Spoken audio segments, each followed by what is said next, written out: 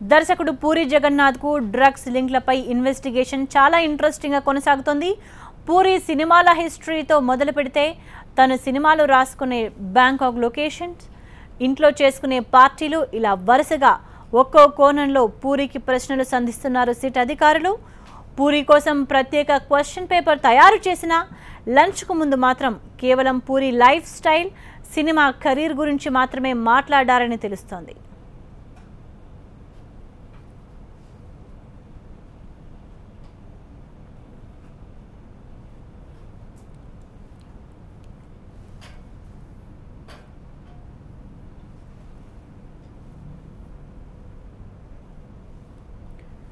SIT investigation రూమ్లో చిన్నపాటి cinema షూటింగే నడుస్తోంది. ఎక్సైజ్ శాఖ అధికారులకు పూరికి ప్రశ్నలు వేస్తుంటే వాటికి సమాధానాలు చెప్పినట్టు చెబుతూనే పూరి ఎక్సైజ్ అధికారులకు కూడా ప్రశ్నలు సంధిస్తున్నారు. Puri Jagannadh in camera enquiry ఆసక్తికరంగా సాగుతుంది. ముందు చెప్పినట్టుగానే స్నేహపూరిత వాతావరణంలో పూరిని ప్రశ్నిస్తున్నారు సిట్ అధికారులు. ఎంక్వైరీ మొదలవగానే పూరి 40 నిమిషాల పాటు తన గురించి, తన వ్యక్తిత్వం గురించి అధికారులకు వివరించారు. పూరి పర్సనల్ లైఫ్, సినీ ఇండస్ట్రీతో అనుబంధం గురించి టూకీగా ప్రశ్నించిన అధికారులు మెల్లమెల్లగా డ్రగ్ వ్యవహారంపై ప్రశ్నలు సంధించారు. తన పర్సనల్ లైఫ్, ప్రొఫెషనల్ లైఫ్ గురించి టకటకా సమాధానాలు చెప్పిన పూరి డ్రగ్ లింక్స్పై ఆచితూచి స్పందించారు. అధికారులు సూటిగా అడిగిన కొన్ని ప్రశ్నలకు పూరి ఉక్కిరిబిక్కిరయ్యారు. లంచ్ బ్రేక్ ముందు వరకు సిట్ విచారణ కెల్విన్తో పూరి పరిచయాలకే పరిమితమైంది.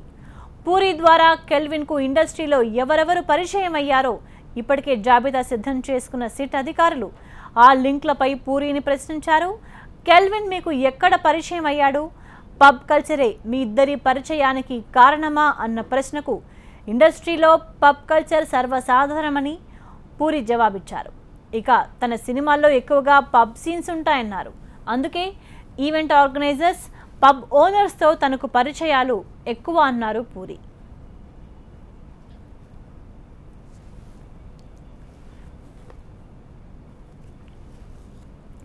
ఇక విచారణ కొనసాగుతోంది. సిట్ అధికారులు పూరిని ప్రశ్నిస్తున్నారు. మరి డ్రగ్స్కు సంబంధించి ఒక మానసిక నిపుణుడు కూడా ఎంక్వైరీ గదిలో ఉన్నారు. మరి డ్రగ్స్కు అలవాటు పడ్డ వారి మానసిక స్థితి ఎలా ఉంటుంది? సినీ ప్రముఖులు ఎందుకు డ్రగ్స్కు అలవాటు పడుతున్నారు? మనతో మాట్లాడడానికి ప్రస్తుతం టీవీ9 స్టూడియోలో producers council secretary Prasanna Kumar ఉన్నారు. అదేవిధంగా రిటైర్డ్ పోలీస్ అధికారి రెడ్డన్న ఉన్నారు. అదేవిధంగా విజయవాడ నుంచి ఇండ్ల విశాల్ మానసిక నిపుణుడు అందుబాటులో ఉన్నారు. ముందుగా మాట్లాడదాం. విశాల్ గారు, ఎందుకు డ్రగ్స్కి ఎడిక్ట్ అవుతుంటారు మామూలుగా సాధారణంగా? డ్రగ్స్కి ఎడిక్ట్ అవ్వడం అనేది ఈ మధ్య చాలా కామన్గా ఈవెన్ టీనేజర్స్లో, అడాలసెంట్స్లో, అంటే 18 to 24 ఏజ్ గ్రూప్లో చాలా కామన్గా చూస్తున్నాము. అయితే యాక్సెస్ని బట్టి డ్రగ్స్ని చూస్ చేసుకుంటున్నారు. అంటే గాంజా లేదా వీడ్ అంటాం, ఇది చాలా చీప్గా ఈజీగా దొరికేది, కాలేజ్ స్టూడెంట్స్ అందుకు ఎక్కువగా వాడుతున్నారు. అయితే కొంచెం డబ్బులు ఎక్కువగా ఉండి యాక్సెస్ ఎక్కువగా ఉన్న వాళ్ళు ఈ మెథాంఫిటమిన్, MDMA, ఎక్స్టసీ ఇలాంటి పదార్థాలు వాడుతున్నట్లు తెలుస్తుంది పెద్ద పెద్ద సిటీస్లో, నైట్ క్లబ్స్లో. అందుకు అయితే వీటికి కారణం ఏంటి అని చూసినట్లయితే స్టూడెంట్స్లో అయితే కారణాలు డిఫరెంట్గా ఉంటాయి, సెలబ్రిటీస్లో మేబీ ఇంకొంచెం డిఫరెంట్గా ఉంటాయి. ఇప్పుడు కాంటెక్స్ట్ సెలబ్రిటీస్ది కాబట్టి సెలబ్రిటీస్ జనరల్గా డ్రగ్స్ తీసుకుంటున్నారు ఎక్కువగా అనే దానికి ఒక 2-3 ముఖ్యమైన కారణాలు. ఒకటి ఏంటంటే వీరి మీద ఉన్న విపరీతమైన ఎక్స్పెక్టేషన్స్, అట్లాగే ఒక రకమైన బోర్డమ్. డబ్బులు ఉన్నాయి, అన్ని యాక్సెస్ ఉంది, ఒక స్టేజ్కి వచ్చాము, ఆ ఎంటీనెస్ని బీట్ చేయడానికి ఒక్కొక్కసారి ఇలాంటి వాటికి అలవాటు పడడానికి అవకాశం ఉంది. అట్లాగే వీరిలో ఎవరు కూడా ముందు ఎడిక్ట్ అవ్వాలని స్టార్ట్ చేయకపోవచ్చు. ఏదో ఒకసారి చూద్దాము, ఒక పార్టీకి వెళ్ళారు, ఒక హై ఫంక్షన్ జరుగుతూ ఉంది, ఒకసారి టేస్ట్ చేద్దామని స్టార్ట్ చేస్తారు. ఒకసారి స్టార్ట్ చేస్తే ఆ డ్రగ్లో ఉన్న కెమికల్స్ ఎలాంటివంటే బ్రెయిన్ ఆర్కిటెక్చర్ని, బ్రెయిన్లో ఉన్న ప్లాన్ని మార్చి పారేయగల సత్తా ఈ డ్రగ్స్కి ఉంటుంది. సో మొదటిసారి, రెండోసారి తీసుకున్న తర్వాత మూడోసారి నిజంగా వీరికి ఆ కంట్రోల్ కూడా ఉండదు. నిజంగా తీసుకోకూడదు అనుకున్నా కానీ ఆ డ్రగ్లో ఉండే కెమికల్ ప్రాపర్టీస్ ఎలాంటివంటే వెంటనే మళ్ళీ తీసుకోవాలి అనే ఒక రకమైన క్రేవింగ్ అంటాం. ఖచ్చితంగా తీసుకోవాలి, తీసుకోకపోతే ఒక రకమైన అనీజీనెస్ ఉంటుంది. అట్లాగే తీసుకుంటే వచ్చే కిక్ కూడా ఎలా ఉంటుందంటే సడన్గా బ్రెయిన్లో కొన్ని కెమికల్స్ రిలీజ్ అవుతాయి, డోపమీన్ లాంటివి.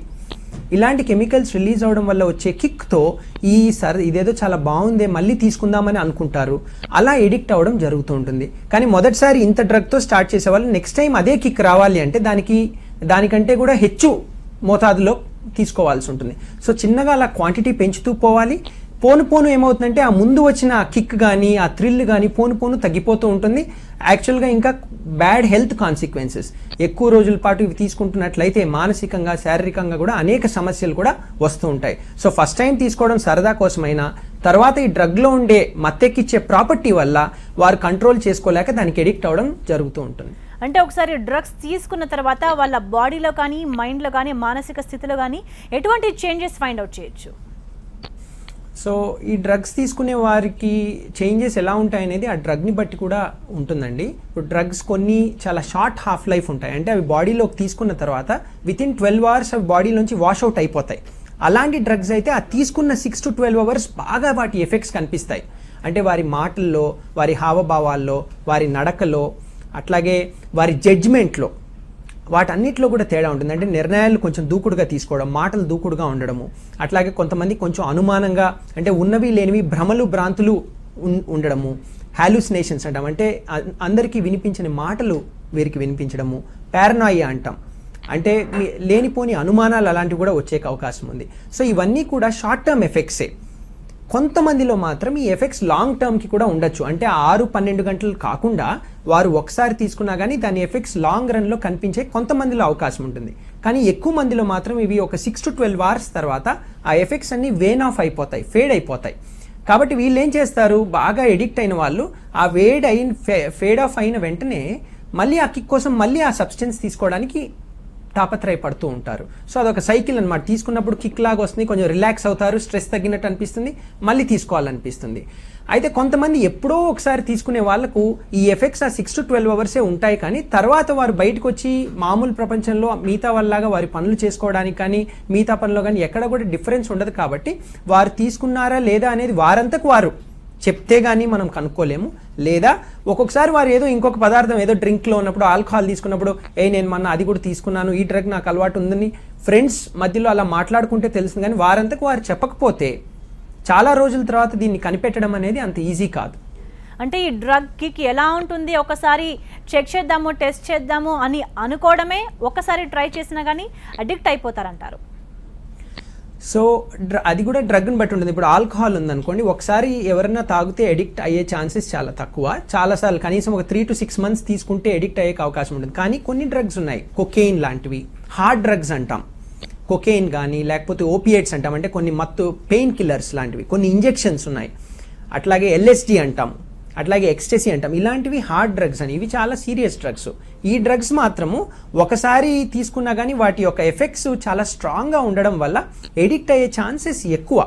ప్రతి ఒక్కరూ ఒకసారి తీసుకున్నంత మాత్రాన్ని ఎడిక్ట్ అవుతారని కాదు, కానీ డ్రగ్కి ఉన్న డిఫరెన్సెస్ని బట్టి, వాటి కెమికల్ ప్రాపర్టీస్లో ఉన్న డిఫరెన్సెస్ని బట్టి, ప్యూరిటీలో ఉన్న డిఫరెన్సెస్ని బట్టి, ఏ ఏజ్లో తీసుకున్నారనేది కూడా ఇంపార్టెంట్. ఒక మనిషి 15-16 yearsలో లేదా 18 yearsలో ఫస్ట్ టైం డ్రగ్ టేస్ట్ చేస్తే తను ఎడిక్ట్ అయ్యేకి ఛాన్సెస్ చాలా ఎక్కువ. అదే 25 years తర్వాత గనక ఫస్ట్ టైం డ్రగ్ టేస్ట్ చేసినట్లయితే దానికి ఎడిక్ట్ అయ్యే ఛాన్సెస్ చాలా తక్కువ. సో తన ఏజ్ని బట్టి, ప్యూరిటీ ఆఫ్ ద సబ్స్టెన్స్ని బట్టి, ఆ కెమికల్ ఏంటి అనే దాన్ని బట్టి, అనేక ప్రాపర్టీస్ని బట్టి వారు ఎడిక్ట్ అవుతారా, లేకపోతే ఒకసారి యూజ్ చేసి ఎప్పుడో ఒకసారి వాడుతూ మామూలు జీవనంలో కొనసాగుతూ ఉంటారా అనేది డిపెండ్ అయి ఉంటుంది. ఓకే అండి, ప్రసన్న గారు, మరి తనకి పబ్స్కి వెళ్ళే అలవాటు ఉంది అని చెప్పి పూరి జగన్నాథ్ అన్నారు. చాలామంది పబ్స్కి వెళ్తుంటారు, మరి పబ్స్కి వెళ్ళే వాళ్ళంతా కూడా ఇలా డ్రగ్ అడిక్ట్స్ అవుతున్నారని అంటారా? అంటే చెప్పలేమండి. అంటే జనరల్గా సినిమా ఇండస్ట్రీలో ఉంది చాలా మైల్యూట్ అండి, చాలా తక్కువ మంది. అంటే వాళ్ళ యూత్ అన్ని కేటగిరీలు, అన్ని సెక్షన్స్ వాళ్ళు కూడా వాళ్ళ పబ్ కల్చర్ అని, కాఫీ షాపుల్లో మొన్నటిదాకా ఈ హుక్కాలు అవన్నీ ఉండేవి, విపరీతంగా ఉండేవారు. వాళ్ళ హుక్కా ఆపేశారు. సో అట్లాగే పబ్బుల మీద కూడా అసలు కరెక్ట్గా ఏం జరుగుతుంది అనేది పోలీస్ నియంత్రణ, ప్రభుత్వ నియంత్రణ అవన్నీ ఉంటే పర్ఫెక్ట్గా జరుగుద్ది. ఈ పబ్బులకి వెళ్ళే వాళ్ళు ఏంటంటే జనరల్గా ఏంటంటే డ్యాన్స్ ప్రోగ్రామ్ అనో లేకపోతే ఎంజాయ్మెంట్ అనో అలా వెళ్తాం మొదలెట్టి దాని నుంచి ఏదన్నా వాడకం ఇది ఉందేమో. కానీ ఇంకోటి ఏంటంటే మన దగ్గర యాక్ట్ అనేది ప్రాపర్గా లేదండి. అంటే బాగా ఇది అనుకుంటే అసలు ట్రేడింగ్ చేసినాడు పనిషబుల్. ఊరిని వాడటం దగ్గరికి వచ్చేప్పటికి వాళ్ళని రీహాబిలిటేషన్ సెంటర్ పంపించడం, మళ్ళీ వాళ్ళని సరైన వాళ్ళకి చేసి మళ్ళీ తీసుకురావడం అది చేయొచ్చు. ట్రేడింగ్ దగ్గరికి వచ్చేటప్పటికి ఎవరైతే చేశారో వాళ్ళని ఇమీడియట్ సివియర్గా పనిష్ చేయాలి.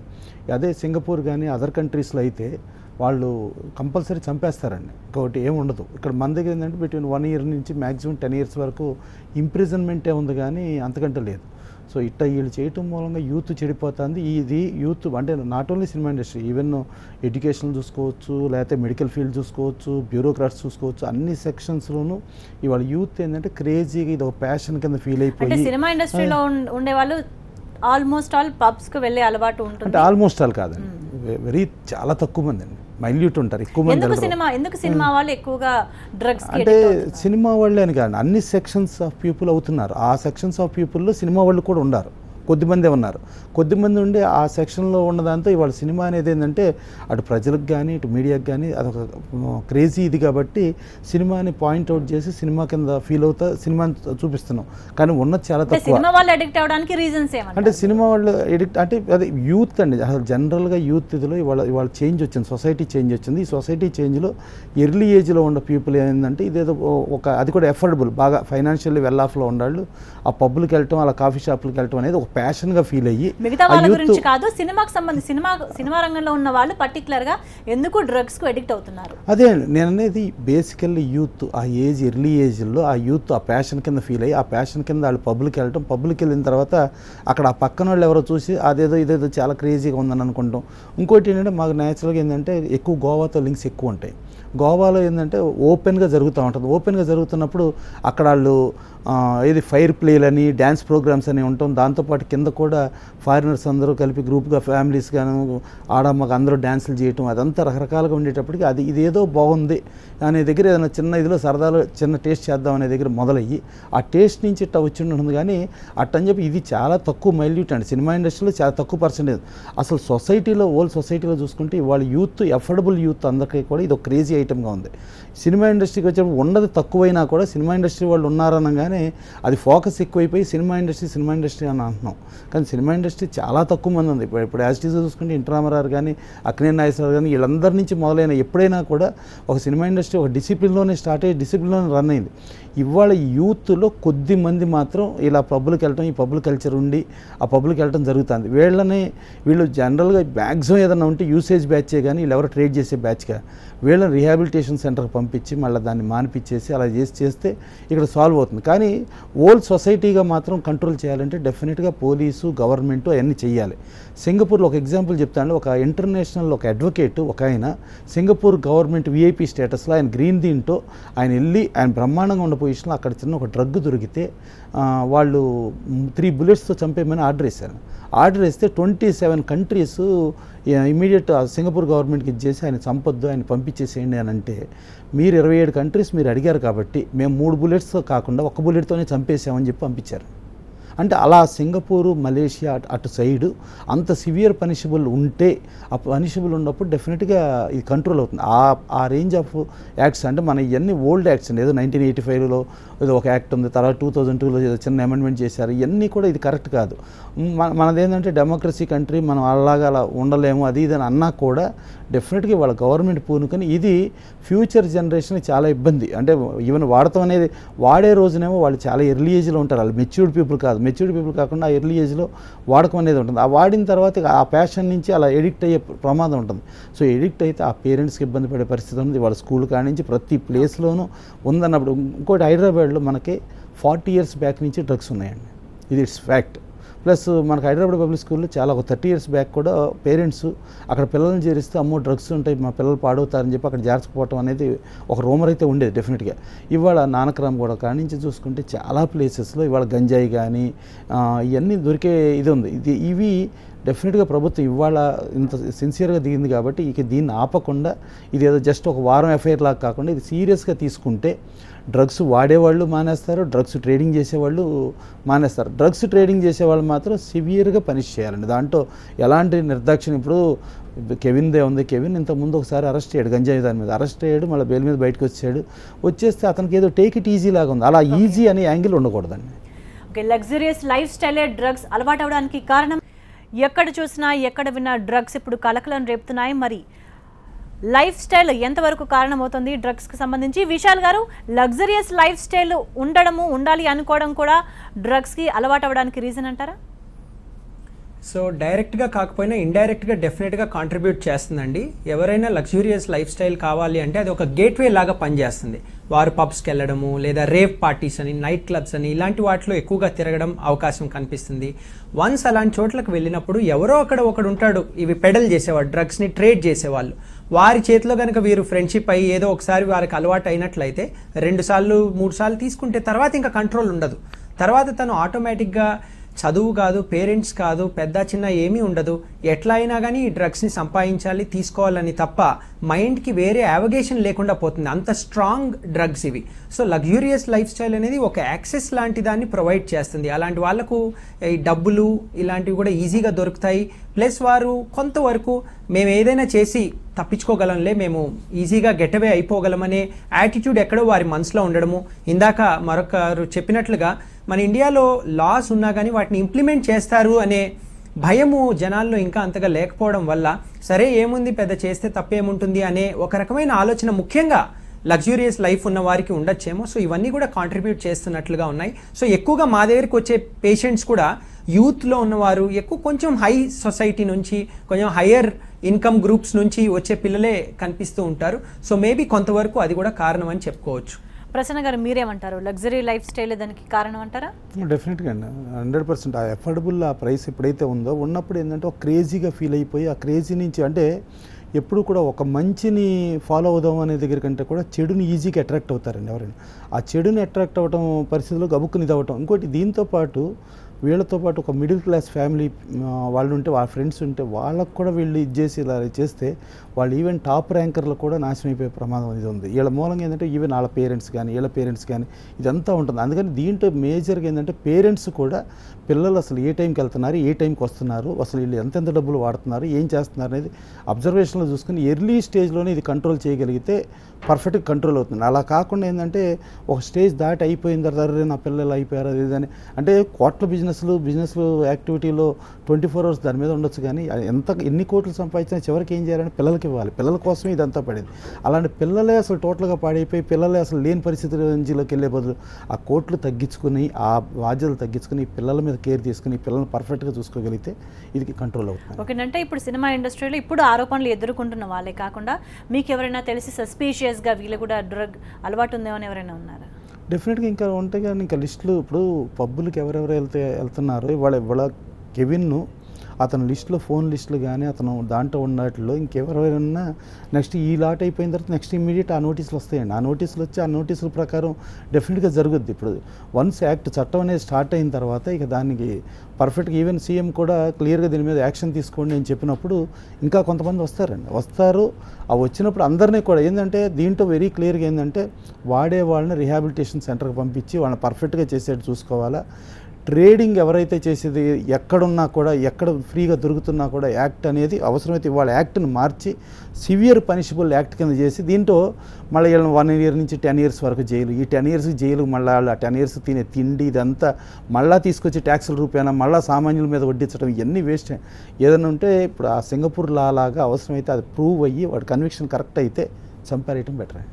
అంటే ఇప్పుడు ఎంక్వైరీ అయితే స్ట్రిక్ట్గా జరుగుతుంది. మరి సినిమా ఇండస్ట్రీ ఈ డ్రగ్స్ నుంచి బయటపడుతుందని హోప్ ఉందా మీకు? డెఫినెట్గా బయటపడుతుంది. ఇది చాలా తక్కువ అండి, మైల్యూట్ పర్సంటేజ్. ఇది మీకు ఇక్కడ డిసిప్లిన్గా ఉన్న పద్ధతి గల వాళ్ళు చాలామంది ఉన్నారు. సో మైల్యూట్ పర్సనాలిటీస్ ఏదైతే ఉన్నారో వీళ్ళు రీహాబిలిటేషన్కి వెళ్ళి రీహాబిలిటేషన్ నుంచి మళ్ళీ వచ్చే ఇది ఉంటుంది. ఇంకోటి ఏంటంటే ఇప్పుడు ఇది ఒక సీరియస్నెస్గా మూడ్ ఎప్పుడైతే స్టార్ట్ అయిందో అవతల కొంత భయము, ఇది ఈ పద్ధతి ఉండకూడదు అనేది ఉంటుందండి. ఈ సీరియస్నెస్ స్టార్ట్ అవ్వకపోతే ఇది ప్యాషన్గా ఫీల్ అయిపోయి ఇది ఒక క్రేజీగా ఫీల్ అయిపోయి వాళ్ళు చేయటం ఉంటుంది. ఇక్కడ ఎంత సివియర్ యాక్షన్ తీసుకోగలిగితే అంత సివియర్ యాక్షన్ తీసుకున్నప్పుడు ఇంకొకళ్ళు ఎవరో కూడా తయారవ్వకుండా కొంచెం సొసైటీ పర్ఫెక్ట్గా ఉండే అవకాశం 100% ఉంటుంది. సో అలా ఉండటానికి ప్రభుత్వం చాలా సీరియస్గా తీసుకోవాలి. అంటే నాట్ ఓన్లీ స్టేట్ గవర్నమెంట్ అండి, సెంట్రల్ గవర్నమెంట్ కూడా. ఇప్పుడు గోవాది ఉంది, గోవా చూసుకుంటే ఆయన సీఎం నుంచి డిఫెన్స్ మినిస్టర్ వెళ్ళాడు. డిఫెన్స్ మినిస్టర్ వెళ్తే డిఫెన్స్లో ఇవాళ అసలు బయట దేశాల నుంచి ప్రమాదం ఇదంతా అనుకుంటే బయట దేశాల నుంచి మెయిన్ చూసుకుంటే ఈ కొకైన్లు ఈ డ్రగ్స్ మెయిన్ అసలు ఇన్కమ్ జోనరే అది. ఆ టెర్రరిస్ట్ యాక్టివిటీస్ కానీ. అలాంటి టెర్రరిస్ట్ యాక్టివిటీస్ ఇన్కమ్ జోన్ అదైనప్పుడు గోవాలో అంత ఫ్రీగా జరుగుతూ ఉంటే ఫస్ట్ ఆఫ్ ఆల్ ఇప్పుడు ఆయన మళ్ళీ డిఫెన్స్ మినిస్టర్ నుంచి అగైన్ సీఎం అయ్యాడు కాబట్టి ఫస్ట్ అవన్నీ కంట్రోల్ చేసి, ఇవి కంట్రోల్ చేయకపోతే ఈవెన్ డిఫెన్స్ సైడ్ కూడా ఈ డబ్బులకి వెంపర్లాడి ఏదో ఒక రహస్యాలు ఏదో ఒక ఈవెన్ అఫీషియల్స్ కూడా ఈ డ్రగ్స్ ఎడిక్ట్ అయ్యి ఉండి వీళ్ళు బయట దేశాలకే మళ్ళీ రహస్యాలు అది చేస్తే దేశానికే ప్రమాదం అండి. అందుకని అన్ని ప్రకారం యూత్ని పర్ఫెక్ట్ లైన్లో పెడతాం, ఇట్లా ఈ దేశాన్ని కాపాడుకుంటాం. ప్రతి పర్ఫెక్ట్ ప్రతి సిటిజన్ మీద ఇది రెస్పాన్సిబిలిటీ ఉంది, ఇర్రెస్పెక్టివ్ ఆఫ్ ది ఫీల్డ్స్ అని. అంటే దీంట్లో సినిమా ఇండస్ట్రీ కదా అని మేము ఏదో సినిమా ఇండస్ట్రీని కాపాడేసుకుందాం అనో, సినిమా ఇండస్ట్రీ మీద డిఫెన్స్ అనో కాకుండా ఎవరి ఇండస్ట్రీలు అంటే బ్యూరోక్రాట్స్ ఉండొచ్చు, జ్యుడిషియరీ ఉండొచ్చు, ఎవరుండా దేశానికి మెయిన్ యూత్ వెన్నుముకలు కాబట్టి ఆ యూత్ని కాపాడుకోవడం కోసం ప్రతి ఒక్కళ్ళు చేయాలి. ప్లస్ ఈ పిల్లల తల్లిదండ్రులు ఇంకెక్కువ రెస్పాన్సిబుల్గా ఉండి ఇన్ ఫ్యూచర్ అన్న జరగకుండా ఇంకా చాలా జాగ్రత్త వహించాల్సిన బాధ్యత ఉంది. ఓకే, ఇతర దేశాల్లో లాగే ఇక్కడ కూడా చాలా స్ట్రిక్ట్గా డ్రగ్స్కి సంబంధించి ఎవరైనా పట్టుబడితే శిక్షలు చాలా కఠినంగా ఉంటే తప్ప దీన్ని ఆపలేమంటున్నారు. ఇవి అప్డేట్స్ చూస్తూనే ఉండండి TV9.